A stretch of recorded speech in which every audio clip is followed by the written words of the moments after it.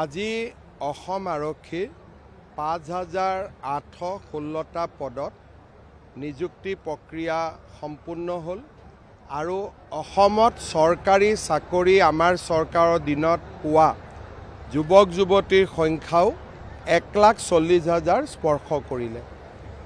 আজি দিনটোত আমি নতুনকৈ আৰু ৫,০০০তকৈও অধিক আৰক্ষীৰ কনিষ্টবল পোষ্টৰ বিজ্ঞাপনৰ বিষয়ে ঘোষণা কৰিছোঁ। অহা ২-৩ দিনৰ ভিতৰতে নতুন বিজ্ঞাপনো মুকলি কৰি দিয়া হ'ব। মই সকলোকে অভিনন্দন জনাইছোঁ, ধন্যবাদ জনাইছোঁ আৰু সকলোকে বিশেষকৈ যুৱক যুৱতীসকল যিসকল সফল হ'ল আৰু তেওঁলোকৰ পিতৃ মাতৃসকলক অভিনন্দন জনাইছোঁ। আমি কৰি গৈ আছোঁ। মই ভাবোঁ যে আমি প্ৰায় ২ লাখৰ ওচৰ ওচৰি পামগৈ।